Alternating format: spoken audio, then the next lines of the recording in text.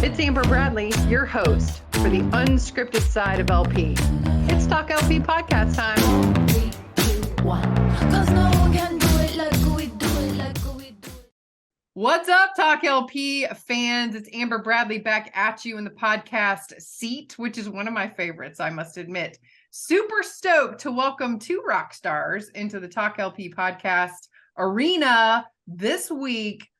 Freeing Returns, which is such a cool name. Okay, Barbara Jones-Brown, founder and CEO of Freeing Returns, and the gentleman that needs no introduction because all my LP listeners know Johnny Custer, Chief Operating Officer. What's going on?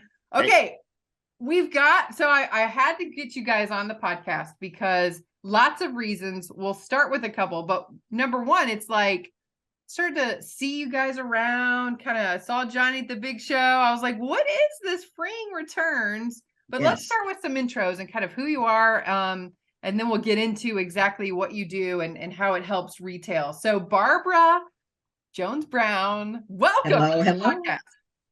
Hello, everyone. And it's so great to be on Talk LP. I've watched many of the shows, Amber. Love it, love it, love it. And excited to be on the show today. But I'm Barbara Jones-Brown. I'm the founder and CEO of Freeing Returns, formerly known as Lily R&B Inc. And my background is over 20 plus years in the retail technology space. I'm a technical founder. So I have actual code that I've written, running in over 4,000 stores throughout the US, Canada, and Japan. And so really, I'm coming into this space after working with retailers over the last 20 years and just helping them solution issues that we are facing, our product solves today, and that's retail loss, that's profit optimization, fraud detection, fraud prevention. And so we've been on that. I've always been in the seat of the solution provider that would help them integrate solutions into their architecture. And now, after an amazing year last year, being a solution provider that has a product that will help them in this space. So I'm super excited to be here and just happy to be on the show. Yeah, that's really cool because you think about a perfect marriage between someone who is a technology executive, right, in Barbara, right, and then marrying with kind of the loss prevention, the retail perspective, which is Johnny. Tell us. Yeah, it's been an exciting time. It's been an exciting transitional period. For those that don't know me, and there's quite a few people that don't know me out there, Amber, I've been in the business. I just celebrated my 30th year, which explains the glasses and the gray hair. You're old. I can't get over it. Yeah, don't show any before and after pictures. But I spent the bulk of my early career actually as a retailer, a retail loss prevention professional. It's all I ever wanted to do. Started at 14 years old, decided this is what I wanted, studied, graduated from high school, jumped right into it, and spent a lot of time chasing bad guys, which is what we did, and got pretty good at it, like a lot of us do. But something was always missing. I was looking at the data and just kept thinking there's got to be more we can do with this, especially as things became more readily available, like exception-based reporting and business intelligence tools. So I had the good fortune of meeting my partner in crime, Ernie Dolly, who is the former senior vice president of loss prevention for CVS Pharmacy. And he was really doing some interesting things around bringing data in from across the enterprise and looking for trends and patterns within all of the data, not just exception-based reporting data. And really what that led us to was something that we call the full Monty or the fully loaded number, but all the cool kids today are calling it total retail loss. So when we heard that there's been kind of this evolutionary thought change toward total retail loss, this is what we've always done anyway. So we just thought it was a great opportunity, a natural transition for us to jump in with a company like Barbara. As soon as we met Barbara, her energy is infectious, her passion and her vision are infectious. And the name of the company, Freeing Returns, that really got us because we're talking about freeing returns to the retailer's bottom line. We're talking returning measurable value. So I was excited across the board. Can't wait to get started. We're about to launch the product. Things are all moving in the right direction for us. And also, Amber, one quick thing that Johnny just reminded me about. So Johnny mentioned Ernie Dolly. And so before I even met Johnny, I had met Ernie on the internet. I was searching for, shrink gurus, who are the people that are leading this whole effort of fraud and shrink and loss in retail. And I kept seeing this guy's name pop up, Ernie Dolly. So I just contacted him out of the blue on LinkedIn and told him what I was trying to do and would he become an advisor to the company. So Ernie was our first advisor. I didn't even know about Johnny at the time.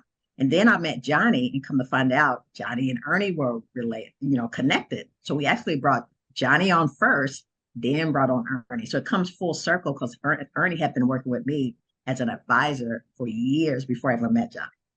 Yeah, that's really cool because while freeing returns is new, you have a brand new identity, brand new website, check it out, which is really cool. You're new, but not a newbie, especially. No. So Barbara, talk a little bit about that. I know you started to go into it with Ernie, but you're certainly not new to successful technology implementations.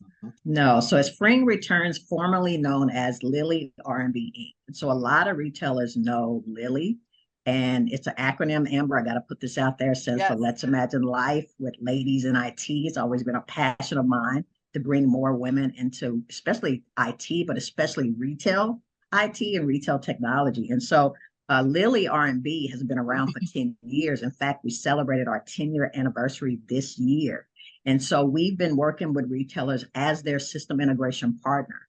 And for years, and even my background before Lily, we worked with a company that Oracle Retail acquired, and they used the software to become their POS system. And so years of working in this space, years of working with the operations team, the store systems team, the loss prevention team, the asset protection team, years of working with them on that solution provider system integration side. And so, like you said, it's a perfect marriage. You bring that technology with people that know this space and know how to build it. And now we can create a tool that's very easy for retailers to put in. And so definitely the spring returns is new, but this team that we put together is not new.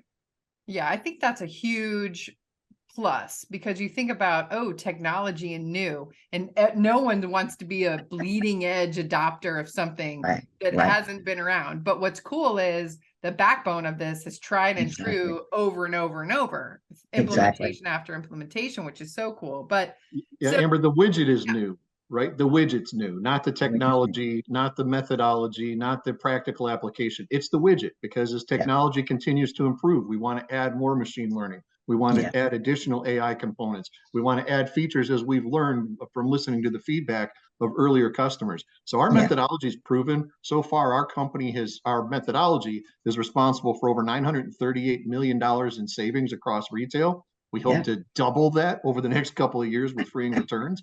But it's a proven methodology. We've just put it on a much bigger, better, faster, stronger platform now. Yeah, that's a good distinction to make because it's not that you've been implementing technology in every other industry. It's been retail. It's retail. It's all retail. Yep. Yeah, that's huge. So, Johnny, you were saying, now all the cool kids call it total retail loss, right? I mean, you have to have the accent that Adrian Beck has to really have it give it that ring. But I won't do my impression of Adrian because he's a good friend, love him, respect him. But so this started coming up, I don't know, a couple years ago. I mean, that's probably showing my age because I'm like a couple years. You're like, it's like 10. Anyway, so it's interesting because you're talking about the total retail loss figure, which Adrian has said many times. It's not the lack of data in an environment like retail. It's what do you do with it all, and how do you make it make data sense? So talk a little bit about that, Barbara, and then we'll switch it back to Johnny for his perspective. So Amber, you hit the nail on the head. Is retailers have tons of data.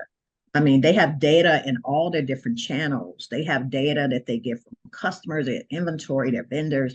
They have tons of data. But just think about it. These are retailers. They're not technology companies. Now, some of them look like it because they have probably more developers than some of the software companies we all know and love. So they kind of look like they are. They're not technology companies. And so just imagine having all this data and no insight into certain areas or siloed insight where the in-store can see what's going on, but not the e-commerce, or they don't know what's happening with mobile compared to what they're doing online. And think about how we shop as customers. It's omni-channel. It's everything. I think what's the new word we heard, Johnny? Phygital? The phygital. Phygital. We heard about my God. The phygital revolution. Yeah, we Oh, heard that word.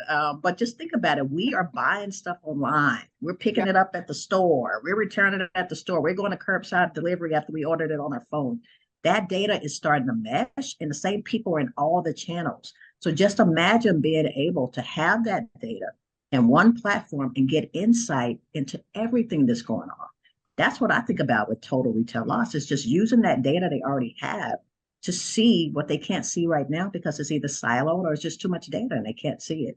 Johnny knows all the LP talk on top of that, but that's what I think about just from technology standpoint of what we're doing with data right Yeah, now. and let me stay with you for a second, Barbara, on that, because I'll just say I am not a big like techie person. I will say that. But much like most of America, COVID pushed Yeah, me into yeah, buying stuff on my phone, right? I've got exactly. everything hooked up now. I'm doing it. I'm doing the thing. I'm returning it.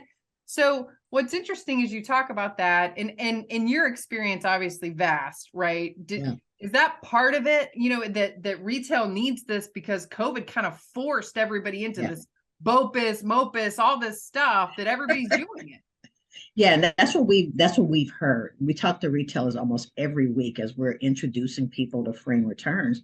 And what we've heard from them is that data has to be key in the decisions that they make now. It can't just be, oh, we think we need to do this. They want to start making decisions based on data.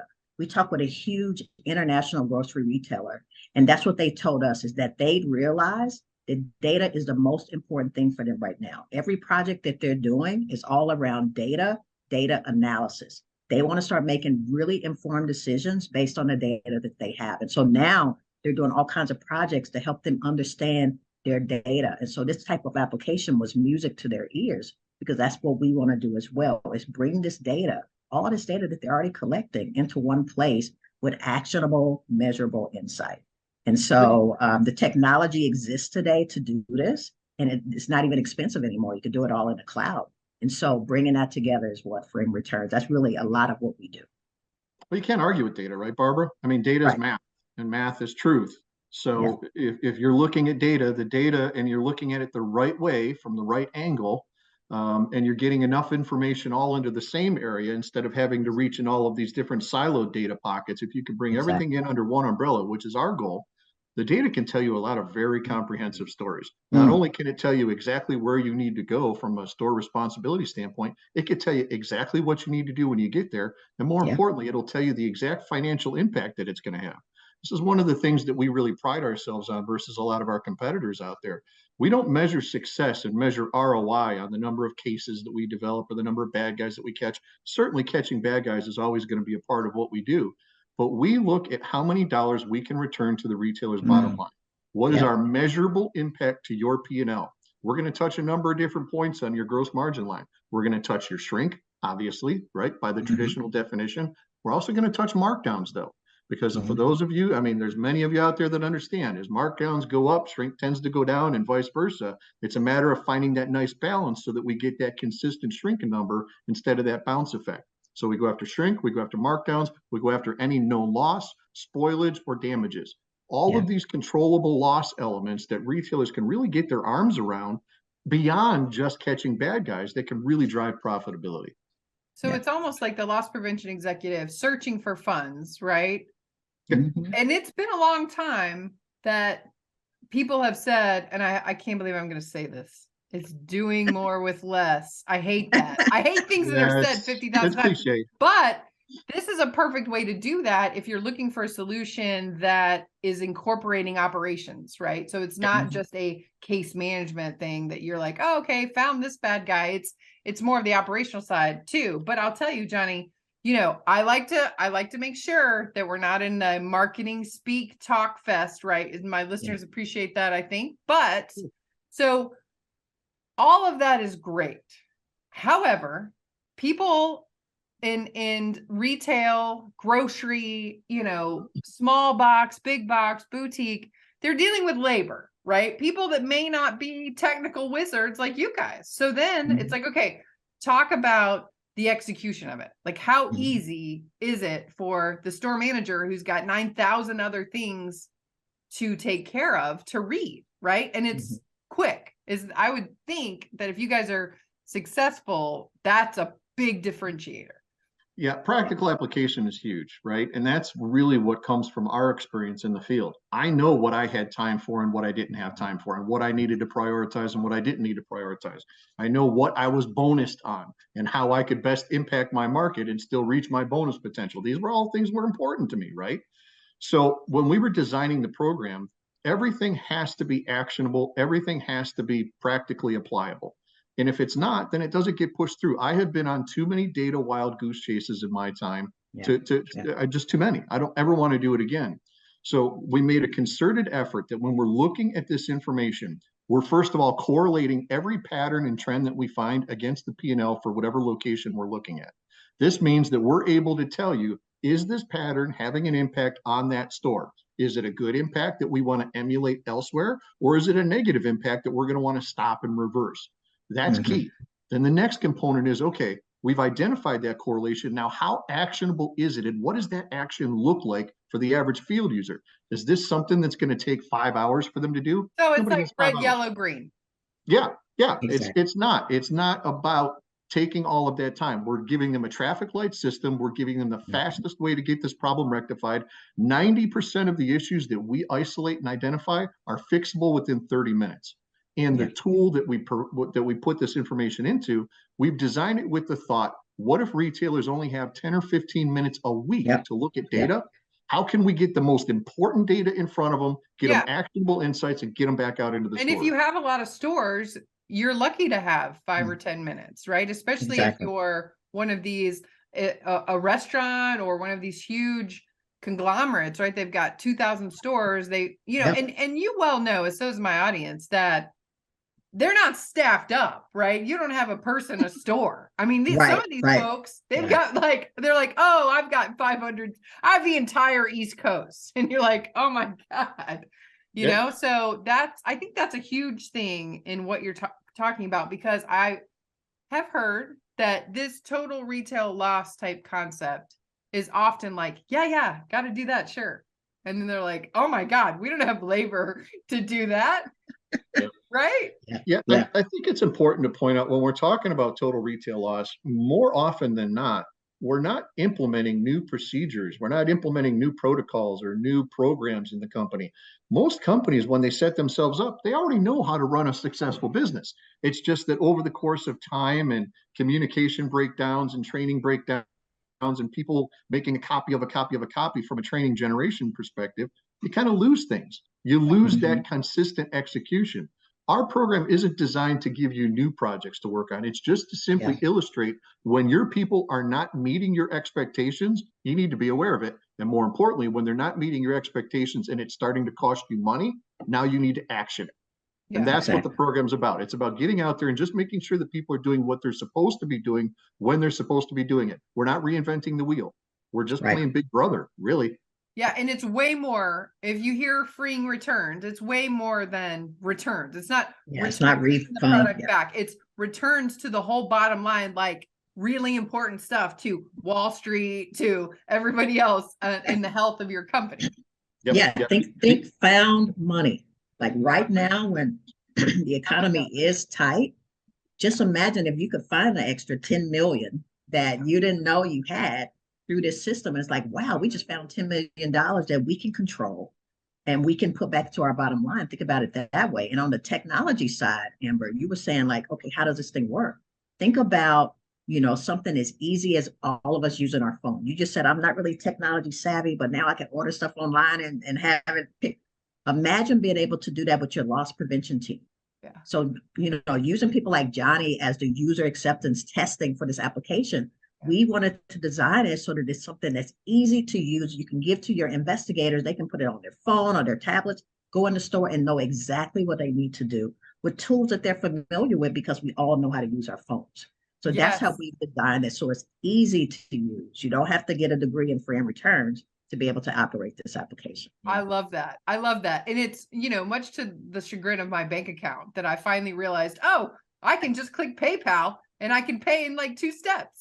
And so I love that example, Barbara, because it's perfect for me, because you're taking people like me and then you're saying, hey, you can solve the shrink for your store And it's Yes. just on your phone, red, yellow, green. Bring it up on your Don't phone, worry head about it. into the store. Yeah, Exactly. and think about the way retailers have been doing things. When I came up in retail, I had a number of stores. I've had store spans of control that ranged anywhere from 10 to 75. At one point, I think I had 1,300 Yeah. stores.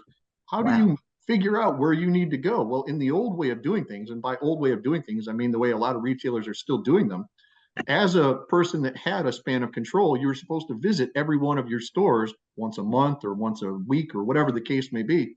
That's a lot of windshield time that frankly probably isn't necessary. We all have our shrink target stores that we're supposed to go to every week and do the same audit over and over and over again. This is not data-driven intelligence. We believe that we can give stores and loss prevention users the ability to determine what stores do I actually need to go to? Which ones can I maybe skip this month? And more importantly, when I get to these stores, how can I very quickly and very effectively impact that store's P&L and educate people within that store, get in, quick win, and get out.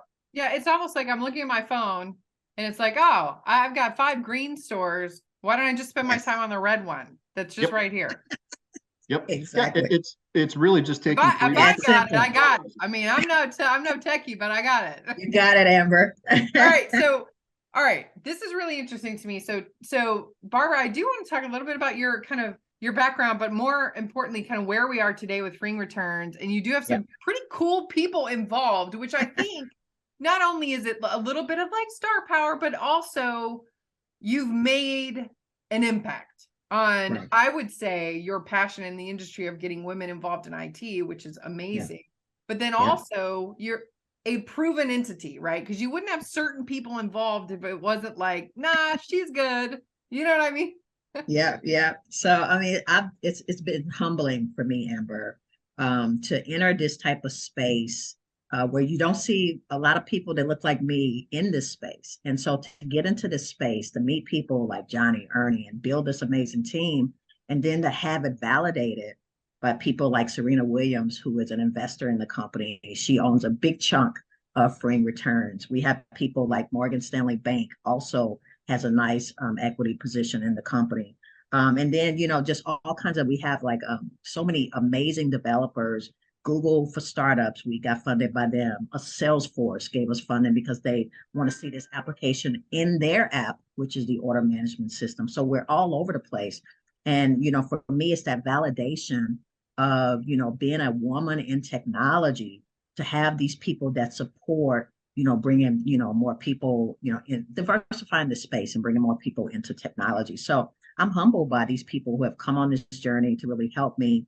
We're venture backed. So it's a venture backed solution provider in this space. And so, we're just excited that, we are able to, and a lot of them don't know this space. Like, we're educating them on loss prevention. They ask us all the time, what are people doing? Yeah. How are they still? What is going on? Retailers lose money. How? So we're educating these people who are like, wow, we didn't even know this type of stuff was happening. Right. To be able to now be part of a company that is providing this huge solution. So I'm just humbled by the people that have joined the journey to help us. Well, some of those folks you named, I mean, obviously you think about due diligence. I'm sure there's some due diligence going on before you're like, tell me about it, before they make that type of investment. So I think what's cool about that is, loss prevention executives, and Johnny knows what I'm talking about, right? I mean, when you go to pick a solution provider, you're putting your name on them, putting them in your company, especially if you talk about software, you're connecting it to all these things. And it's like, okay, if this doesn't go well, it's highly visible. So I think even making the point, that it's obviously well thought out, well defined, well researched, well invested, obviously, which I think is one of the things that when people hear a new company name, they're like, okay, I'm gonna tread softly here. Be like, no, hang on a second. I think if the all-time greatest tennis player ever thinks it's pretty good, it probably is pretty good. And I'm not saying that because I'm a former collegiate tennis player. Okay, I had to throw that in there just in case she watches this. Just kidding. Anyway, so all kidding aside, I do think that is phenomenal, especially because you don't have to worry about, where are they going to be in 6 months? So let's transition to the future. I mean, clearly you guys are invested in RILA. I mean, you guys are in the industry. You are invested in this industry, which I think is a great point to make, right? So let's talk about how you see the future of freeing returns and this year, and anything you want to talk about. I know you have a brand new website, which is awesome, but any other things about kind of forward looking for you, Barbara? Yeah, for me is I want to get to know, especially for me, I have a sweet spot for the ladies in LP. So I would love to be able to get to know a lot of ladies that are leading the LP efforts, leading their teams. I want to be someone that can be seen as an advocate for them, and also a thought leader. So that's something I want to see this year, just getting really more involved with different conferences, meeting the different people and the players. Because as far as loss prevention, I am new to the space. Everybody knows Johnny. Every time I go out with him, they all know him.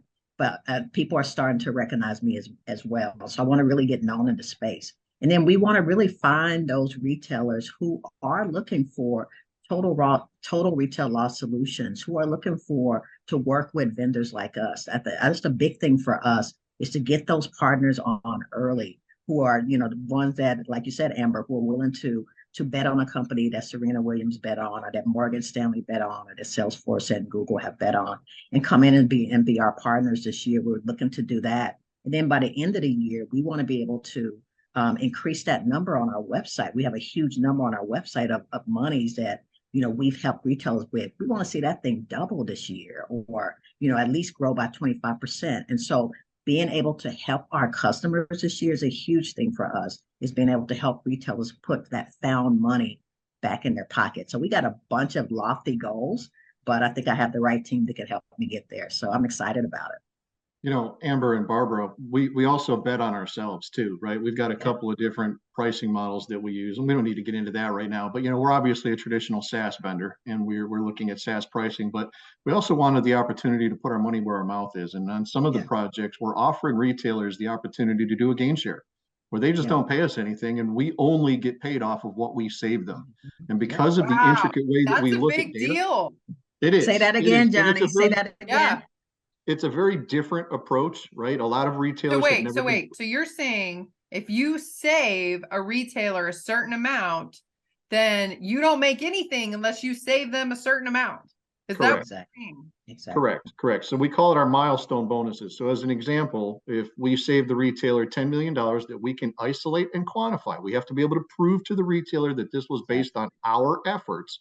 I mean, a team effort combined, obviously, but it was because of the programs that we helped them implement. If we can prove that we saved them $10 million over the course of the year, and we'll communicate that number as it grows, it's not a big surprise at the end of the year. We'll tell them as it incrementally jumps up. We get a small percentage of that found money, and they keep the rest. So right now, we're doing 10 cents goes to freeing returns, and 90 cents of every dollar goes back to the retailer. We're going to be offering some promotional pricing here where we may drop that down to 7 or 8 cents.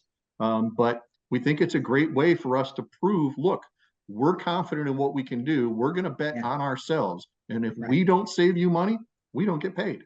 Talking about putting your money where your mouth is, right? I mean, if you can't trust that, and LP people can't really trust anything. They have a trust issue. So it makes us good at our job, though. If you can't trust that, I don't even know what to tell you, because that is amazing. And you couldn't, ask for a better way to explore the possibilities. Yep. Yeah, and that's a limited offer. So we're only offering that to the first, maybe 1 to 3. So getting in early, there's a benefit to that. Get in early. Exactly. Yeah. So where can, obviously, freeingreturns.com, I will put the website and contact information in the show notes for folks. But so the fastest upcoming way to see what this is all about is RILA, right? Exactly. At the end of this, at the end of April. End of April. Like, what month are we in? The end of April. But of course, you guys are available to do some demos and all kinds of stuff. Keep it simple, keep it quick, keep it lively and exciting, just like this podcast. Exactly. Book a demo on the website. We got a big pink button for you to see there. So if you want to get a sneak peek, and then we're also expecting a lot of people at our booth, because we are that newest solution provider in this space. And so book appointments with us. We can schedule time so that we're there and we're ready to talk to you. So that's also what we're doing, Amber, is we're booking ahead of the Nice. conference. And so we'll have you in our list on our calendar, and we'll meet with Yeah. you personally and give you a look at the application. And I heard you may be doing a promotion that's like giving away a little cash, like stick your hand Oh, in, see what yes. Come you to the get on piggy booth. bank. I don't want to spoil it. Hashtag spoiler alert, but that's awesome. So look them up at RILA. I will have their booth and all their information in the show notes below. Barbara and Johnny, thank you so much for stepping into the Talk LP podcast hot seat. We appreciate you. Awesome. Thank you, Amber, so Amber. much. All right. I will see you at RILA. All See you right. soon. Take Bye. care. Bye-bye, team. Cause no one can do it like we do it like